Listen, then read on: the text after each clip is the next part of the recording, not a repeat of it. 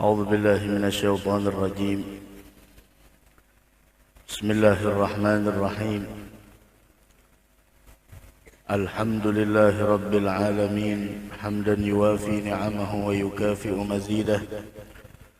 يا ربنا لك الحمد كما ينبغي لجلال وجهك ولعظيم سلطانك. سبحانك لا نحصي ثناء عليك أنت كما أثنيت على نفسك. فلك الحمد حتى ترضى ولك الحمد إذا رضيت ولك الحمد بعد الرضا.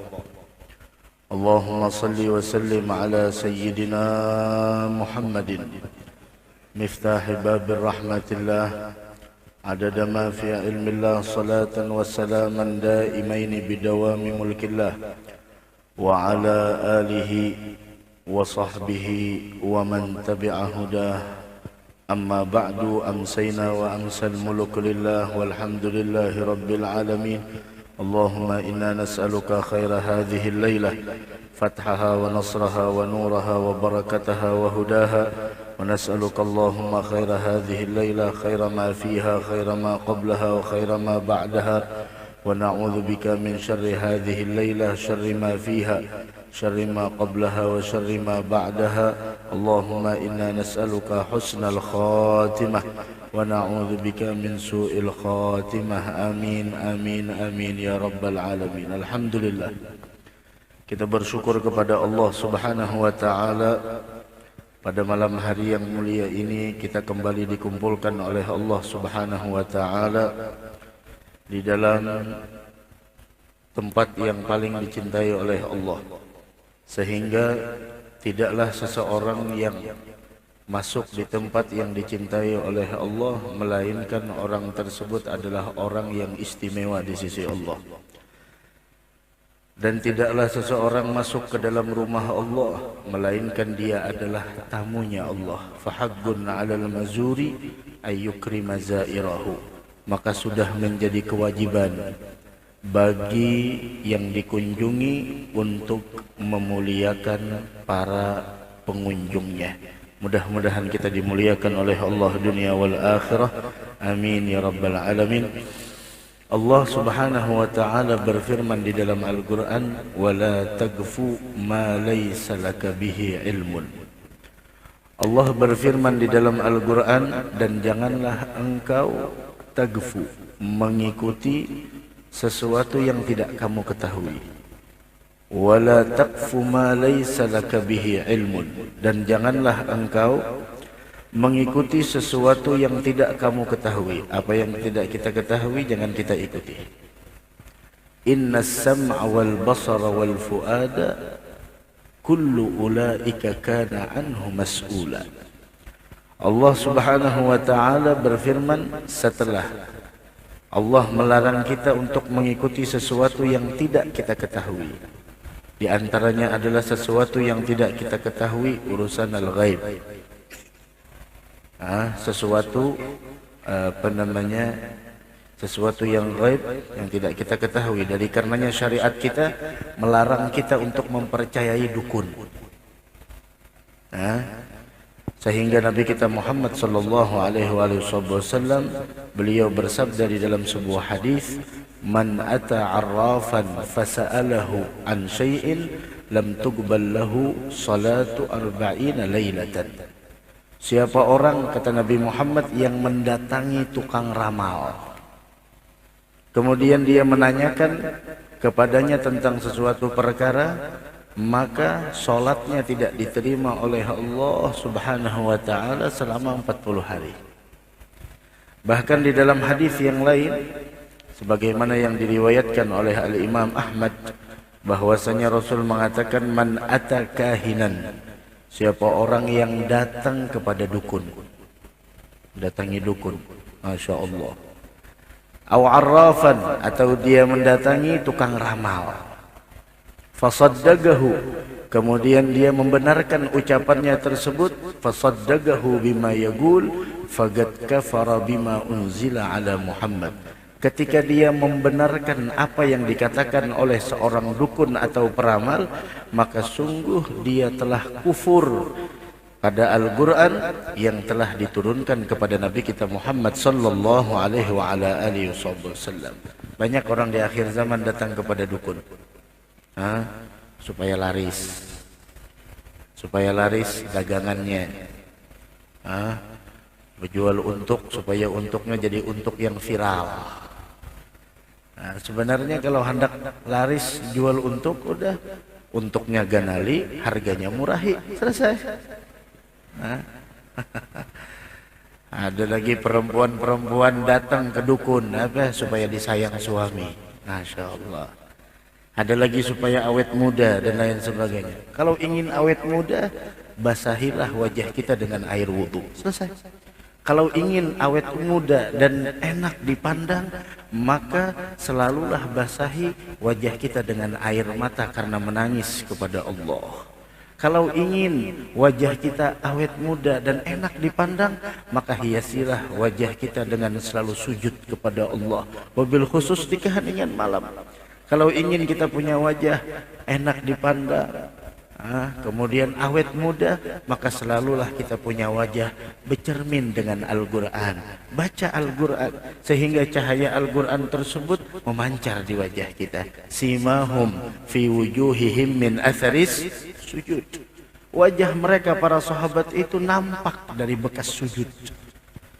Jangan sampai kita hanya di sana mementingkan bagaimana perawatan agar selalu tampan, kelihatan cantik. Namun kita di sana tidak tampan dan tidak cantik di hadapan Allah.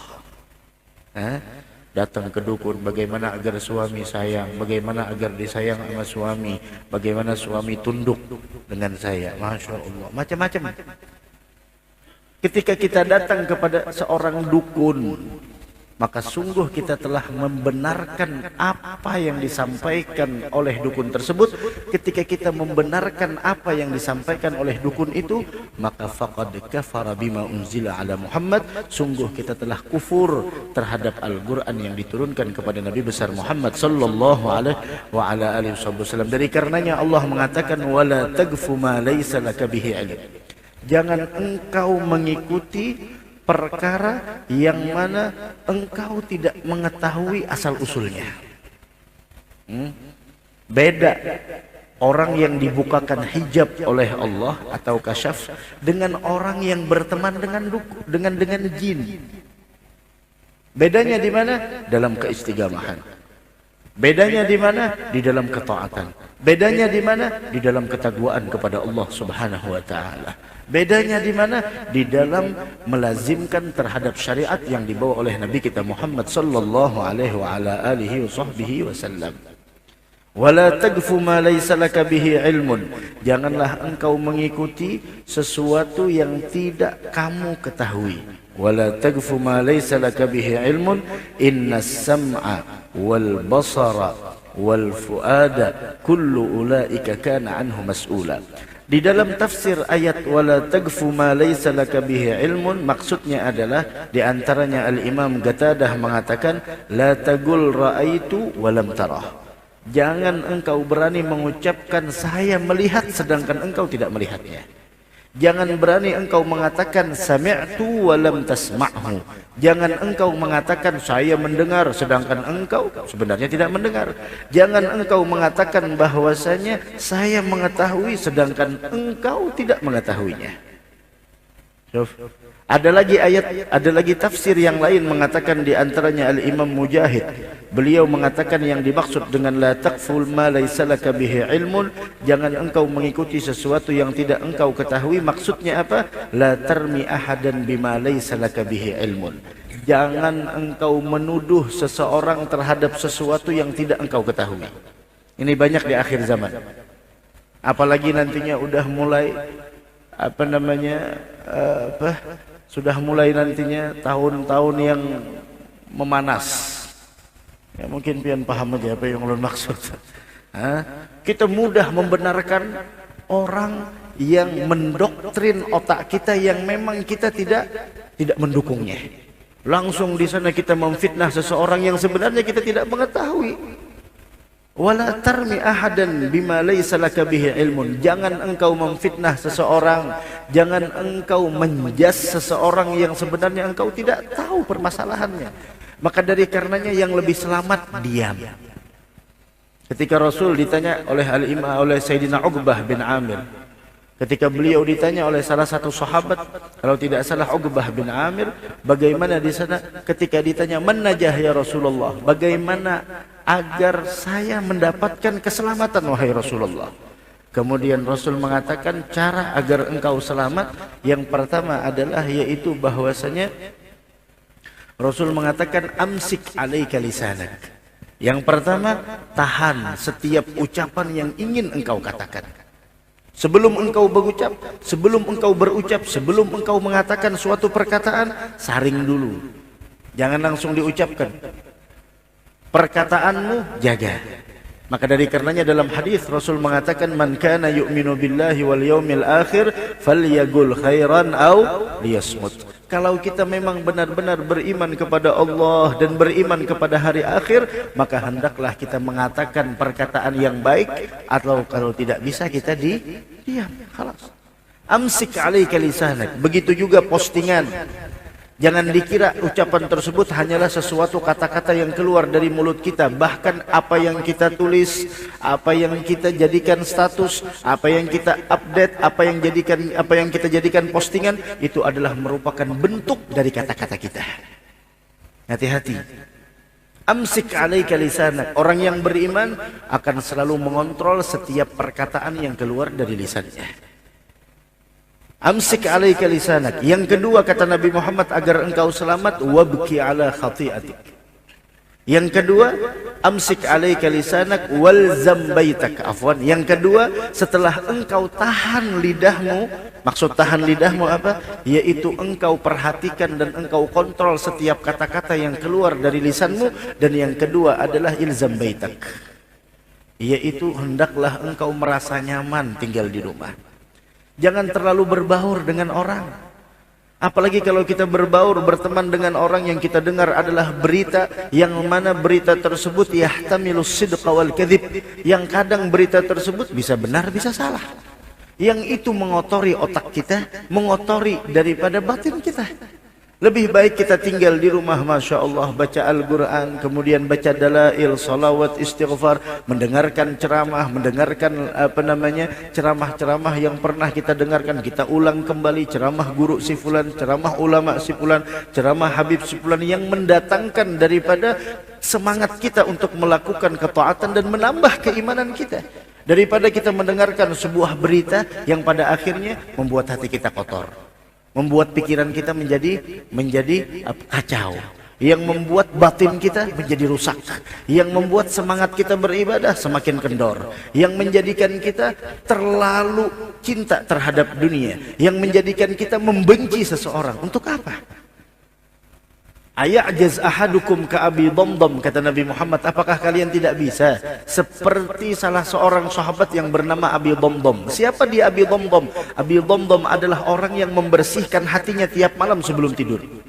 Bagaimana caranya? Dia berucap ya Rabb sebelum saya tidur, dan dia berucap sebelum dia keluar rumah, ya Allah, siapapun orang yang menghina saya, yang mencaci maki saya, yang mengatakan tentang keburukan saya, yang menceritakan tentang keburukan dan aib saya maafkan, saya bersedekah dengan itu. Kenapa? Saya tidak punya uang. Saya tidak ada punya uang harta untuk sedekah, tapi saya bersedekah dengan kehormatan saya. Saya dicaci, saya dimaki, saya digosip, saya digibah, saya diceritakan keburukannya, saya bersedekah dengan itu. Itu Abi Damdam. Jangan sampai kita rusak pikiran kita, jangan sampai kita rusak hati kita, jangan sampai kita rusak batin kita hanya dengan mendengarkan berita-berita yang bisa benar, bisa salah. Yang mana berita tersebut tidak valid. Tapi kalau kita ingin berita yang valid, berita Al-Quran. Itu berita yang valid. Dengarkan apa kata Allah Subhanahu wa taala di dalam Al-Qur'an. Itu berita yang valid. Sampai di sana Allah Subhanahu wa taala mengatakan di dalam di dalam surah Al-Hajj, bagaimana Allah Subhanahu wa taala berfirman, ya ayyuhan nas ittaqu rabbakum. ya ayyuhan nas, wahai sekalian manusia, ittaqu rabbakum, takwalah kalian kepada Tuhan kalian, takutlah kalian kepada Allah. Inna zalzalatas saati syai'un azim, sesungguhnya hari kiamat itu adalah kejadian yang sangat dahsyat dan sangat besar. Itu yang harus kita renungkan, itu yang berita valid. Adapun berita si fulan omong kosong, si fulan janjinya tidak ditepati, si fulan ini, si fulan itu, si fulan pembohong dan lain sebagainya, macam-macam berita-berita di luar sana, yang mana berita tersebut yang menceritakan keburukan orang lain, memang di dalam hatinya kebencian terhadap orang yang dia ceritakan keburukannya. Ketika kita mendengar ada orang yang menceritakan tentang keburukan orang lain, maka pastikanlah orang tersebut di dalam hatinya terdapat kebencian kepada orang itu. Khalas. Karena ainur ridha an kulli aibin kalilatun, mata yang dipenuhi dengan kasih sayang, maka mata tersebut akan melahirkan pandangan yang baik. Segala aib akan tertutupi. Kenapa? Karena matanya dipenuhi dengan rasa cinta dan kasih sayang. Wa ainus sukhti tubdil masawiyah, akan tetapi mata yang dipenuhi dengan kebencian, yang nampak hanyalah sebuah kesalahan dan keburukan. Ini yang kita dengarkan. Inna zalzalatas sa'ati syai'un 'azim yauma tarawunaha tadhhalu kullu murdi'atin amma arda'at wa tada'u kullu dhati hamlin hamlaha wa taran nasa sukara wa ma hum bisukara walakinna 'adzaballahi syadid. Itu yang kita dengar. Yang kita dengar bahwasanya waman utiya kitabahu biyaminih fasawfa yuhasabu hisaban yasira wa yanqalibu ila ahlihi masrura wa amma man utiya kitabahu wara'a dhahri fasawfa yad'u thubura wa yasla sa'ira innahu kana fi ahlihi. Itu yang harus kita dengarkan. Oh, yang orang yang diberikan catatan amal dengan tangan kanan, dia bakal dihisap dengan hisap yang mudah dan dia akan dikembalikan kepada keluarganya dalam keadaan senang. Dan orang yang akan menerima catatan amal dengan tangan kirinya atau dari arah belakangnya, maka orang tersebut akan dibakar di dalam neraka. Itu yang kita pikirkan. Kenapa? Karena berita itu adalah valid, berita itu adalah benar. Akan tetapi kalau sudah berita dunia yang kita dengar, itu membuat pikiran kita jadi kotor, membuat hati kita menjadi bernoda, membuat pikiran kita kacau dan menjadikan kita semakin lemah dan semakin lemas di dalam beribadah kepada Allah subhanahu wa ta'ala. Mudah-mudahan Allah rubah keadaan kita dengan sebaik-baik keadaan, insyaallah. Amin ya rabbal alamin. La tagfu ma laysa laka bihi ilmun. Itu yang kedua. Ilzam baitak. Ilzam baitak. Udah tinggal di rumah. Tapi ada orang di akhir zaman, masya Allah, di rumah aja, tapi handphonenya jalan. Grup RT ada, grup RW ada, grup kantor ada, grup cibir ada, grup macam-macam grup, masya Allah, 20 grup ada di HP-nya, masya Allah. Kapan terakhir kalinya kita buka Al-Quran? Di ayat berapa dan di surah apa? Tanyakan dalam diri kita, diri, wahai diriku yang hina, wahai diriku yang penuh dengan dosa, kapan terakhir kali kau buka Al-Quran? Dapat jawabannya, naam. Berapa menit? Dapat jawabannya, alhamdulillah. Sekarang kapan terakhir kali kau buka handphone? Berapa menit engkau di depan handphonemu, baca berbagai macam di sana, pesan dari grup ini, grup A, grup B, grup C, grup D, macam-macam. Terus pesan dari Allah, berapa menit kita baca? Buka aplikasi ini, berbagai macam tawaran ditawarkan. Sekarang Al-Quran,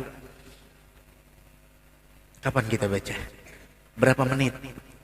Lebih banyak buka media sosial daripada Al-Quran. Innalillahi wa inna ilaihi raji'un. Lebih banyak urusan dunia yang kita pikirkan daripada urusan akhirah. Innalillahi wa inna ilaihi raji'un.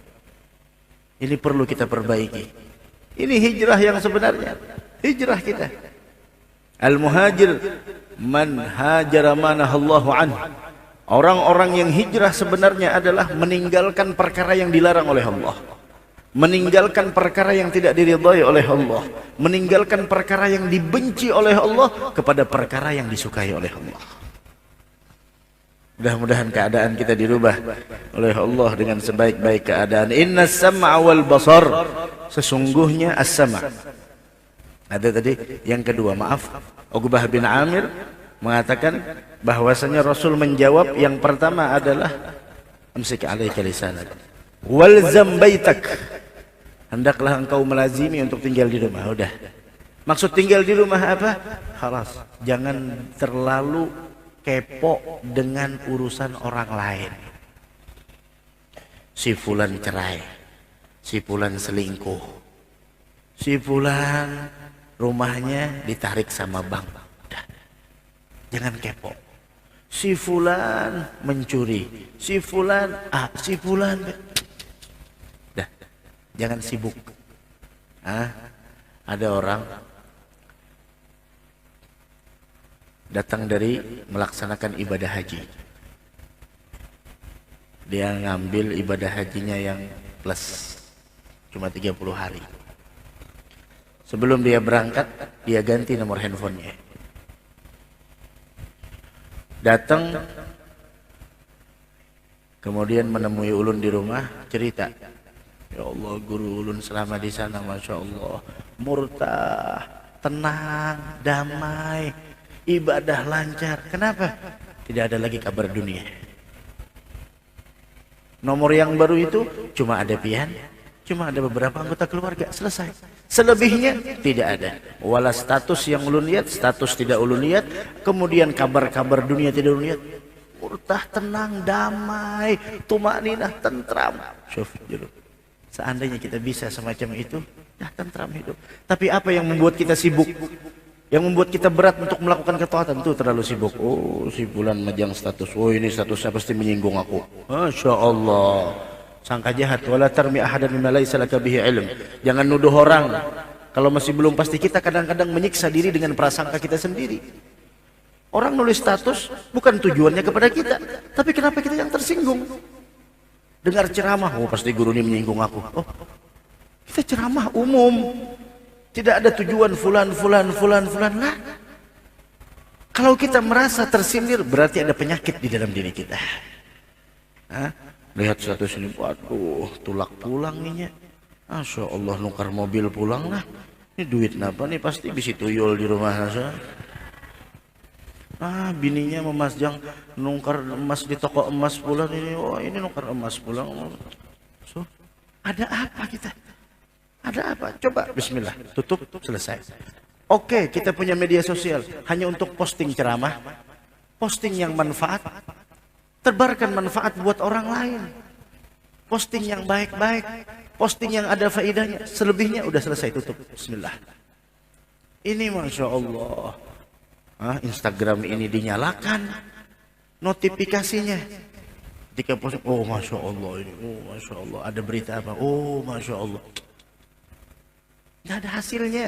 Yang ada apa? Pikiran kita kacau. Hati kita jadi kotor. Apalagi anak-anak kecil. Masya Allah. Ini yang perlu kita rubah. Ini yang perlu kita obati. Ini yang perlu kita perangi. Jangan sampai kita keluar-keluar ini, itu, dan lain sebagainya. Itu bela agama di rumah kita. Bela agama dalam diri kita. Selamatkan agama di dalam diri kita. Selamatkan agama di tengah rumah tangga kita, selamatkan agama di keluarga kita, selamatkan agama di lingkungan kita. Coba yang tuha-tuha, maaf yang tuha-tuha yang kada bisi Android, hidupnya Masya Allah, sore-sore dudukan, ketawaan, mengenang tahun 70-an, pakai sepeda onta, beancak, lain sebagainya, sambil minum kopi, oh Masya Allah. Kada ada pikiran kita makan, noh ini maunya, ini kenapa, ini kada berhaknya. Ada apa? Baca Al-Quran, dengarkan ilmu, baca hadis, duduk dengan keluarga, baca 1-2 hadis, duduk dengan keluarga, dengarkan ceramah, ajak anak istri kita ke majelis taklim, seperti itu. Wala tagfu ma laysa laka bihi ilmun. Ini yang kedua. Wabki ala khati'atik, tangisi apa yang ilzam baitak. Murtah, tenang berada di rumah. Ada orang yang Masya Allah ketika berada di rumah kada tentram, kada ada merasa ketenangan. Bawaannya mau, Masya Allah, mau keluar, duduk di teras-teras rumah, SMS di grup, siapa yang kada haur, ayo kita santai di sini. Masya Allah. Nanti sini ketawaan, kakak, habis 1 jam, 2 jam, 3 jam, wala ilim. Pembicaraan tidak ada ilmu, pembicaraan tidak ada zikir. Setiap perkumpulan yang tidak ada mengingat Allah di dalamnya atau bersolawat kepada Nabi Muhammad di dalamnya, perkumpulan tersebut akan mengakibatkan sebuah kerugian dan penyesalan besok di hari kiamat. Apapun itu bentuknya, kumpul 3-4 orang, menghabiskan sampai 2 jam, 3 jam. Apa? Kadang-kadang kumpul 4-5 orang, masing-masing. Yang jauh menjadi dekat, yang dekat menjadi jauh. Innalillahi wa inna ilaihi raji'un. Kemudian yang ketiga, agar engkau selamat, kata Nabi Muhammad, di samping yang pertama, kontrol setiap ucapan yang ingin kau ucapkan. Yang kedua, bahwasanya engkau hendaklah tidak terlalu berbaur dengan orang lain. Kemudian yang ketiga apa? Wabki ala khati'atik. Kesibukan yang harusnya adalah bukan kita sibuk mencari kesalahan orang lain, tapi tangisilah kesalahanmu sendiri. Kita kadang di akhir zaman sibuk mencari dan mengorek kesalahan orang lain, tapi kita lupa dengan kesalahan dan kekhilafan yang ada di dalam diri kita. Jangan kita terlalu sibuk mencari kesalahan orang lain, tapi haruslah kita menyibukkan diri untuk menangisi kesalahan yang pernah kita lakukan dan mencoba untuk memperbaiki dari kesalahan yang pernah kita lakukan. Tangisi. Ini tiga perkara yang akan menyelamatkan seseorang. Amsik alaika lisanak. Kontrol setiap ucapan yang ingin kau ucapkan. Yang kedua adalah hendaklah engkau jangan terlalu sibuk berbaur dengan orang lain. Berteman, bergaul, bermuamalah seperlunya. Selebihnya yang tidak perlu, khalas. Alaika bi khassati nafsik. Urus diri kita masing-masing. Urus kita punya dapur masing-masing. Dan yang ketiga adalah wabki ala khati'atik. Tangisi dosamu, tangisi kesalahanmu. Siapa yang tidak punya dosa? Setiap kita punya dosa. Siapa yang tidak punya kesalahan? Tiap kita punya kesalahan. Orang yang paling banyak dosanya adalah orang yang merasa dirinya tidak punya dosa. Orang yang paling banyak kesalahannya adalah orang yang merasa dirinya tidak mempunyai kesalahan. Dan kita semua punya dosa. Kita semua punya kesalahan. Namun sebaik-baik orang yang punya dosa dan orang yang mempunyai kesalahan adalah orang yang mau mengakui dosa dan kesalahannya, kemudian dia bertaubat kepada Allah dan berusaha untuk memperbaiki dosa dan kesalahan yang pernah dia lakukan.